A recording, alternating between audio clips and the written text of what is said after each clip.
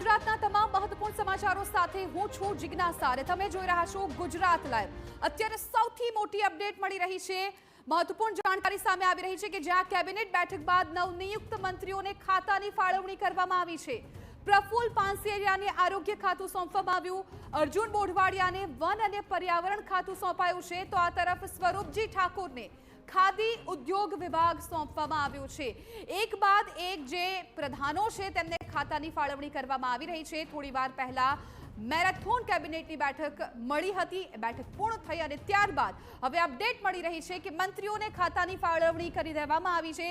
નામ જે સામે આવી રહ્યા છે ટીવી9ની સ્ક્રીન પર આપ જોઈ રહ્યા છો, આપ જુઓ અર્જુન મોઢવાડિયાને વન અને પર્યાવરણ ખાતું સોંપવામાં આવ્યું છે। આ સાથે જ પ્રફુલ્લ પાનસેરિયાને આરોગ્ય ખાતું સોંપવામાં આવ્યું છે। આરોગ્ય પ્રધાન ઋષિકેશ પટેલ અત્યાર સુધી હતા, પરંતુ હવે પ્રફુલ્લ પાનસેરિયાને રાજ્ય કક્ષાના શિક્ષણ પ્રધાનથી તેમને હવે આરોગ્ય ખાતું સોંપવામાં આવ્યું છે। અર્જુન મોઢવાડિયાને વન અને પર્યાવરણ ખાતું સોંપાયું છે। સ્વરૂપજી ઠાકોરને ખાદી ઉદ્યોગ વિભાગ સોંપવામાં આવ્યો છે। આ સાથે દર્શના વાઘેલાને શહેરી વિકાસ અને આવાસ મંત્રાલય સોંપવામાં આવી રહ્યું છે। ખૂબ મોટી જાણકારી, સૌથી વધારે જે રાહ જોતી હોય છે એ આ જ ખાતા ઉપર હોય છે કે કયા જે પ્રધાનો છે, કયા મંત્રીઓ છે તેને કયા કયા ખાતા સોંપવામાં આવે છે। અત્યારે જે અપડેટ સામે આવી રહી છે એ ટીવી9ની સ્ક્રીન પર આપ જોઈ રહ્યા છો। પ્રફુલ્લ પાનસેરિયાને આરોગ્ય ખાતું સોંપવામાં આવ્યું છે, જે પહેલા ઋષિકેશ પટેલ પાસે હતું, એટલે હવે તમામ જે આરોગ્યની જવાબદારી છે પ્રફુલ્લ પાનસેરિયાની રહેશે। અત્યાર સુધી તેમની જે રાજ્યકક્ષાના શિક્ષણની જવાબદારી હતી તેમણે ખૂબ સારી રીતે નિભાવી હતી, એટલા માટે તેમને રિપીટ કરવામાં આવ્યા અને હવે તેમને આરોગ્ય ખાતું સોંપવામાં આવ્યું છે। આ સાથે અર્જુન મોઢવાડિયાની જો વાત કરીએ કે જેઓ વિપક્ષમાંથી આવ્યા છે તેમને પણ વન અને પર્યાવરણ ખાતું સોંપવામાં આવ્યું છે। સ્વરૂપજી ઠાકોરને પણ સારું એવું ખાતું સોંપવામાં આવ્યું છે। ખાદી ઉદ્યોગ તેમના નામે હવે તમામ જવાબદારી તેમના શિરે રહેશે। આ સાથે મહિલા નેતાઓની જો વાત કરવામાં આવે તો દર્શના વાઘેલાને શહેરી વિકાસ અને આવાસ મંત્રાલય સોંપવામાં આવ્યું છે, એટલે હવે ખાતાની ફાળવણી થઈ ગઈ છે, પરંતુ હજુ પણ કેટલાક મહત્વના ખાતાઓ છે તેના પર પણ નજર રહેશે કે અત્યાર સુધી હર્ષ સંઘવી કે જેઓ ગૃહ વિભાગ સંભાળતા હતા, રાજ્યના ગૃહપ્રધાન તેઓ રહ્યા હતા, પરંતુ હવે તેમને ડેપ્યુટી સીએમ બનાવવામાં આવ્યા છે, એટલે એ પણ મહત્વનું રહેશે કે ગૃહ વિભાગ કોને સોંપવામાં આવે છે। આ સિવાયના જે ખાતાઓ છે એ પણ કોને સોંપવામાં આવે છે। એક બાદ એક જે અપડેટ આવી રહી છે ટીવી9ની સ્ક્રીન પર આપ જોઈ રહ્યા છો, સતત માહિતી આપના સુધી પહોંચાડતા રહીશું, પરંતુ અત્યારે જેટલી વિગતો અમારી સામે આવી છે એ તમામ નામ આપની સામે છે। નવનિયુક્ત જે મંત્રીઓ છે તેમને ખાતાની ફાળવણી છે કરાવવામાં આવી રહી છે। તેમાં જે નામ સામે આવ્યા છે તેમાં પ્રફુલ્લ પાનસેરિયાનું નામ કે જેઓને આરોગ્ય ખાતું સોંપાયું છે, અર્જુન મોઢવાડિયાને વન અને પર્યાવરણ ખાતું સોંપવામાં આવ્યું છે। આ તરફ સ્વરૂપજી ઠાકોરને ખાદી ઉદ્યોગ વિભાગ સોંપવામાં આવ્યું છે, દર્શના વાઘેલાને શહેરી વિકાસ અને આવાસ મંત્રાલય સોંપવામાં આવ્યું છે।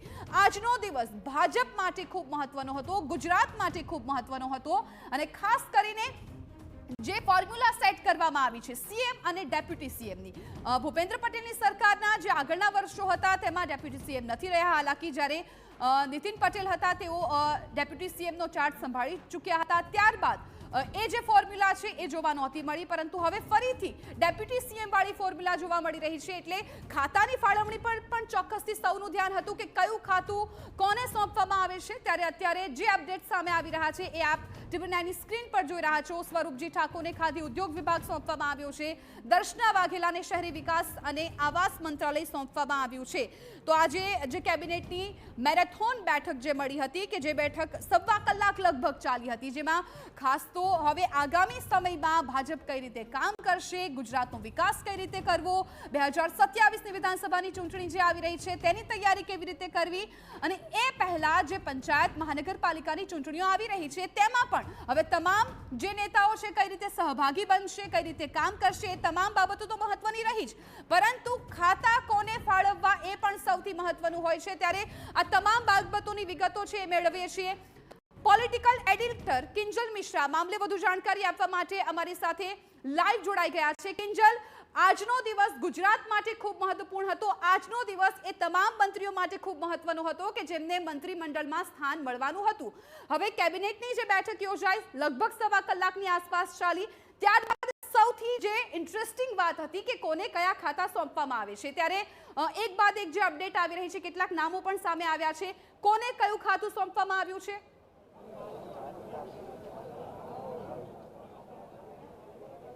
देखो प्रफुल्ल पानसरियाना માટે જે સમાચાર મળી રહ્યા છે, પ્રફુલ્લ પાનસરિયાને હેલ્થ વિભાગ છે તે સોંપવામાં આવ્યો છે। તેની સાથે જ દર્શનાબેન વાઘેલાની વાત કરવામાં આવે તો દર્શનાબેનને રાજ્યકક્ષામાં અર્બન ડેવલપમેન્ટ એન્ડ હાઉસિંગનો વિભાગ છે તે સોંપવામાં આવ્યો છે। ઋષિકેશ પટેલને ઉર્જા અને પેટ્રોકેમિકલ સોંપવામાં આવ્યું છે, એટલે કે જે કરુણભાઈ દેસાઈ પાસે જે નાણાં વિભાગ અને ઉર્જા પેટ્રોકેમિકલ હતું તેમાંથી ઉર્જા અને પેટ્રોકેમિકલ છે એ ઋષિકેશ પટેલ ને સોંપવામાં આવ્યું છે। તે પ્રકારની માહિતી છે તે મળી રહી છે અને તેની સાથે થોડી જ વારની અંદર બીજા જે મંત્રીઓ છે તેમને આખરે કયા પોર્ટફોલિયો સોંપવામાં આવ્યા છે ગણતરીની મિનિટોમાં ખ્યાલ આવશે, પરંતુ લગભગ ખાતાની જે ફાળવણી છે તે થઈ ગઈ છે। આવતીકાલે કેટલાક મંત્રીઓ ચાર્જ પણ પોતાની ઓફિસમાં લેવાના છે અને સત્તાવાર કામની શરૂઆત છે તે પણ લાભ પાચમ બાદ શરૂ થઈ જશે। બિલકુલ કિંજલ, સાથે એ પણ સવાલ થઈ રહ્યો છે કેમ કે અત્યાર સુધી ગૃહ વિભાગ હતું એ હર્ષ સંઘવીની પાસે હતું, પરંતુ હવે તેઓને ડેપ્યુટી સીએમ બનાવવામાં આવ્યા છે, એટલે સૌની નજર એક કાંટાળા તાજ પર છે કેમ કે સૌથી મોટી જવાબદારી ગૃહ વિભાગની રહેતી હોય છે। તો હવે એ ખાતું કોને સોંપવામાં આવી શકે છે કે શું હર્ષ સંઘવીને જ એ યથાવત રહેશે, પરંતુ જો નથી રહેતું તો પછી કયા નેતા હશે કે જેમને ગૃહ વિભાગ સોંપવામાં આવે, અને આ સિવાયના પણ જે કેબિનેટના પ્રધાનો છે તેમને પણ કયા કયા ખાતાની હજુ પણ શક્યતાઓ આપ જોઈ રહ્યા છો અત્યારે?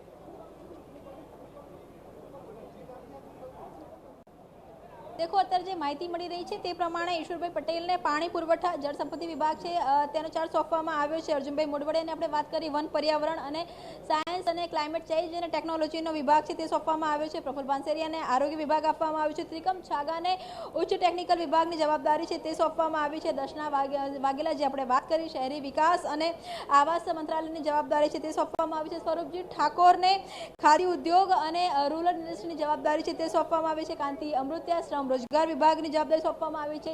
સંજય મૈડા મહેસૂલ અને પંચાયત વિભાગની જવાબદારી છે તે સોંપવામાં આવી છે। તેની સાથે જે ચર્ચા આપણે કરી રહ્યા છીએ કે ગૃહ વિભાગ આખરે કોને મળશે, પરંતુ જે પ્રકારની સ્ટ્રેટેજી બની છે તે પ્રમાણે ગૃહ વિભાગની સ્વતંત્ર પ્રભાર છે તે ડેપ્યુટી સીએમ પાસે રહેશે તે અત્યાર સુધી નક્કી માનવામાં આવી રહ્યું છે। તેની સાથે જ અર્બન સહિતના કેટલાક જે મહત્વના જે ખાતા છે તે પણ ડેપ્યુટી સીએમ એટલે કે હર્ષ સંઘવીને મળશે।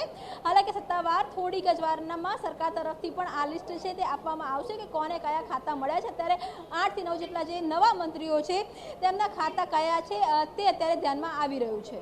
બિલકુલ કિંજલ, સાથે સાથે કેટલાક એવા મંત્રીઓ છે કે જેમને સ્વતંત્ર હવાલો સોંપવામાં આવ્યો છે, તો એવા કયા મંત્રીઓના નામો છે કે જેમને સ્વતંત્ર હવાલો સોંપવામાં આવ્યો છે, અને સાથે જે નવા ચહેરાઓ છે કે જેઓ ધારાસભ્યથી તેમને આ મંત્રીમંડળમાં સોંપવામાં આવ્યા છે, એ તમામ કોઈ અપડેટ અત્યારે મળતી હોય તો એ જાણકારી આપો।